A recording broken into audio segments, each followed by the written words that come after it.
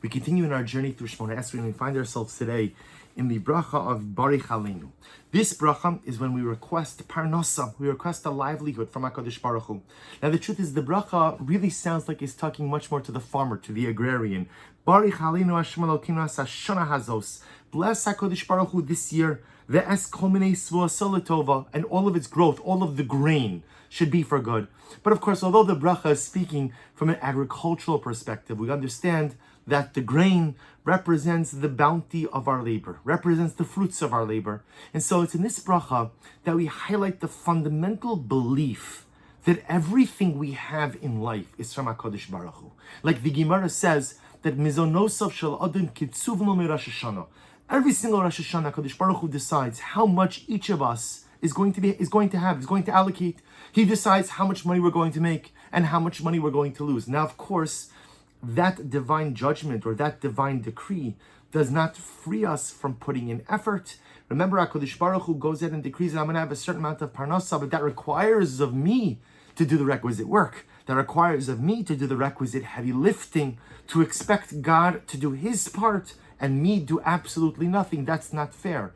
We enter into this synergistic partnership with HaKadosh Baruch Hu, the Ribbon Shalom, who has the key to all the bounty, the key to all the blessing, the key to all the wealth, is willing to give it to me, provided A, that I'm willing to put in the effort, and B, that I'm willing, able, and trustworthy to use it correctly.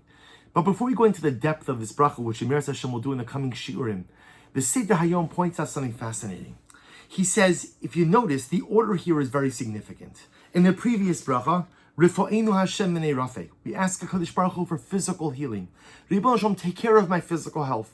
And after we ask for physical healing and health, then we come to Parnasa, then we come to livelihood. And writes the Seder Hayom, and I quote to you, he says, Parnasa achar refuah. We ask for livelihood after health. Why?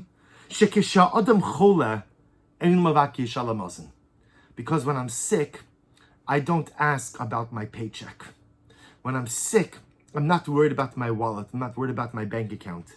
I'm worried about my health. Aval achar shenisrape mevakish achar parnasaso lachzor lahavri gufo v'nafsho. After I've been healed, then of course, ultimately again, my parnasa, my livelihood, serves a very significant role. And I think that this is an incredible idea.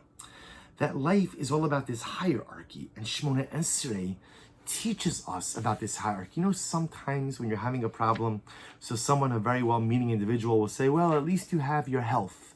And you really want to say to the person, thanks a lot. Totally not helpful. I'm having a problem. I know I have my health, Baruch Hashem, but that doesn't solve my other issues that I have in life.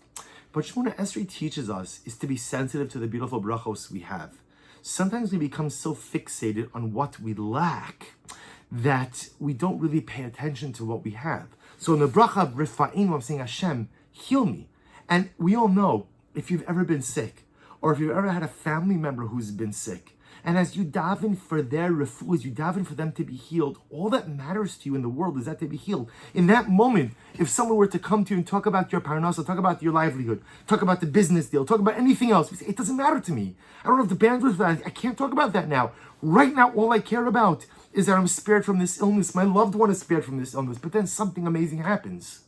Once the refuah comes, once the healing comes, then what? It's back to business as usual. It's back to business as usual. And suddenly, again, I'm preoccupied with all the other things that are on my mind. And I often don't pay enough attention to the brachos that I have. The sequence over here is quite incredible. Sometimes parnasa overtakes everything. We know this, and especially when a person is struggling with livelihood. That struggle, which is a significant and acute one, could overshadow and overtake everything. Part of what we need to do in life is to remain focused, not just on what's broken, but ultimately, again, what we have.